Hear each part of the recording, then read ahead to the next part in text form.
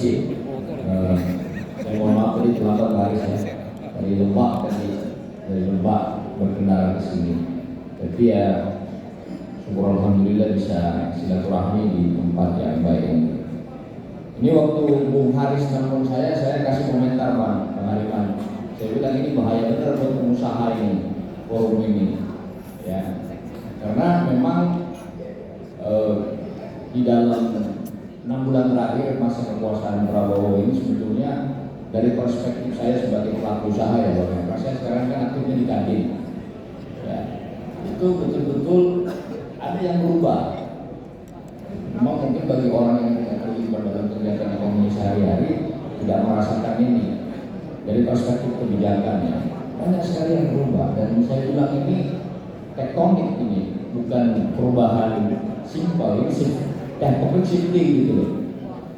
Misalnya dan tentara ya, jadi saya komentarnya ini yang taktis saja lah supaya kita bisa lihat banyak.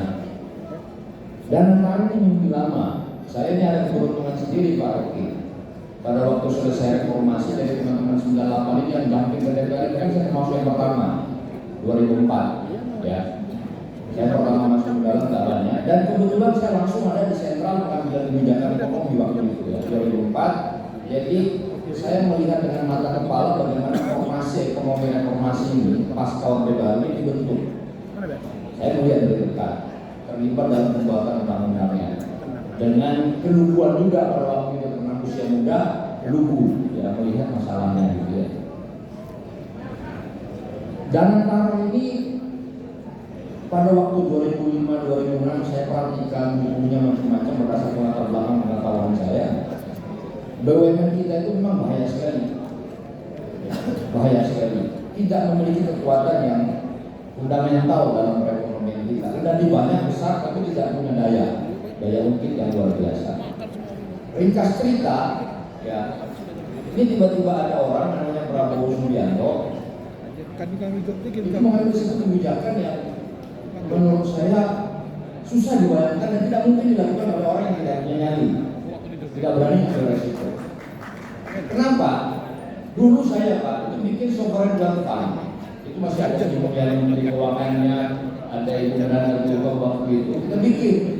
Karena tahun 2007-2008 ada duit di negara ini, kita cuma bisa bikin perusahaan yang kira-kira 9 miliar dolar maksimum. Waktu itu kurs rupiah 9 ribuan, jadi kurang lebih 70 triliun rupiah lah, 70 triliun rupiah waktu itu. Di zamannya Pak Jokowi kemarin sedikit lebih maju, ya. Beliau bikin itu holding, dikumpul-kumpulkan di perusahaan ini, tapi kecil-kecil. Ada perusahaan namanya apa itu yang dibentuk di bawahnya Sri Mulyani itu,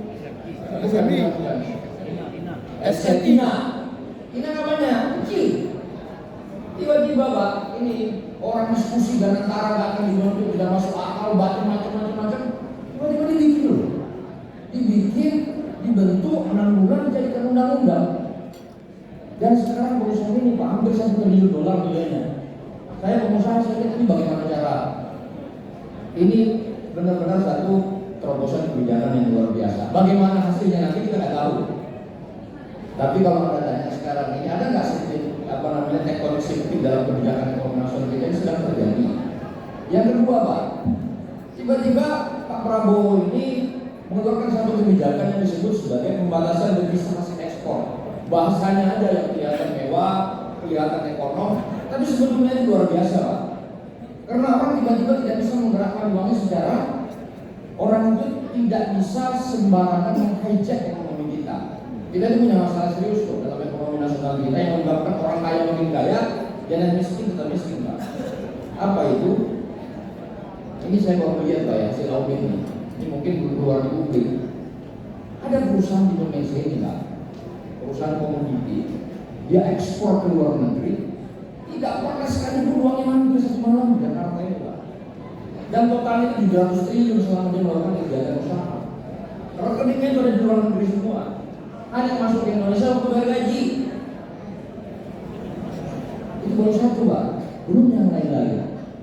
Jadi dengan pembatasan kebijakan ini sebenarnya dulu kita merubah ya diskusi itu. Udahlah kita pakai lagi, jangan lalu lintas bisa bebas deh. bikin aja lalu lintas udah bisa sederhana. Sebenarnya kalau kita perhatikan dalam perspektif kebijakan ekonomi, istilah lalu lintas devisa itu mengandung makna fundamental. Kalau tidak saya bilang ini diametral gitu. Lalu lintas devisa dengan pembatasan devisa itu bukan dua hal yang berbeda, karena mewakili dua masa pemikiran di dalam teori moneter. Kira-kira begitu. Jadi pilihannya Prabowo ini pilihan ideologis dari perspektif kebijakan moneter.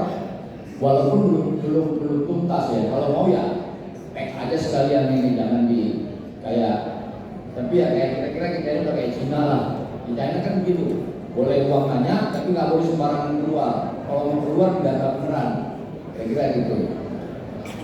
Nah yang ketiga, ini beberapa kebijakan fundamental ya yang dilakukan oleh Pak Prabowo ini. Tadi udah ada antara, udah ada sendiri Pak. Ini sekarang lagi nyita-nyita ini.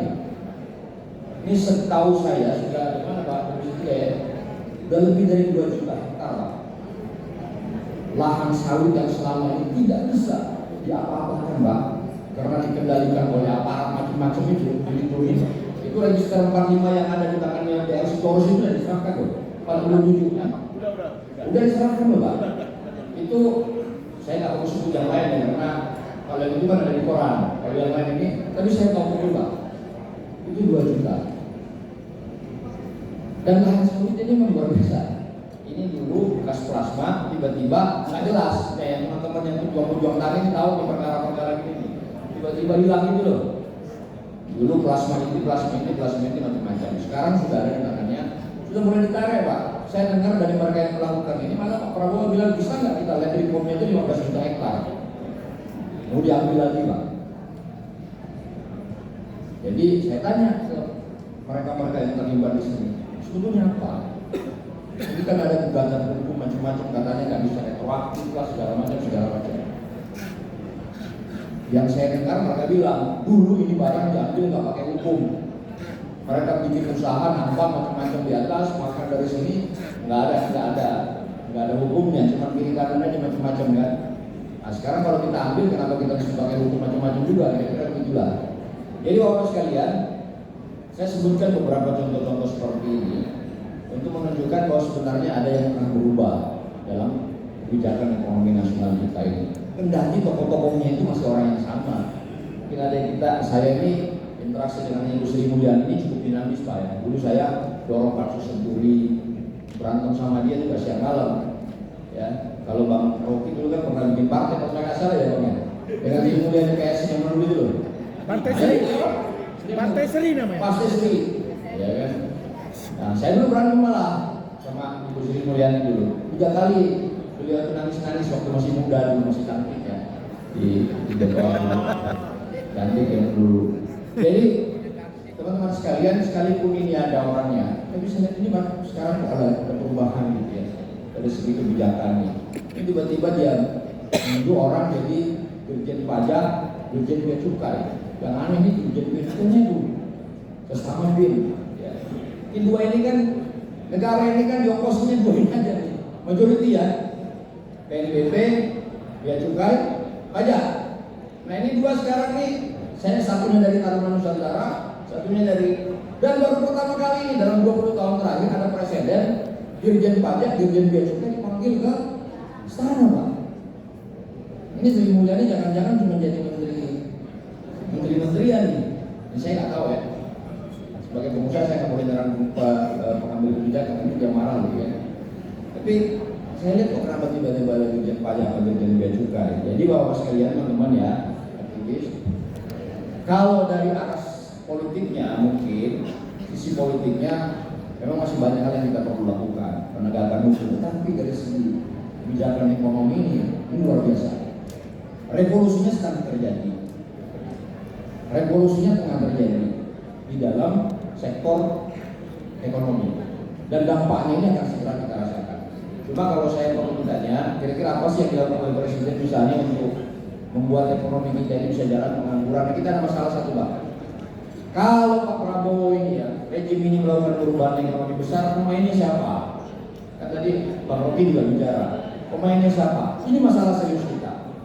Indonesia ini Pak, di ASEAN saja itu kalah sama Malaysia, kalah sama Thailand, kalah sama Vietnam, apalagi sama Singapura. dalam hal rasio mereka yang melakukan kegiatan usaha. Ini masalah serius. Ya. Di Indonesia ini nggak banyak usahanya, yang banyak itu pekerjaannya.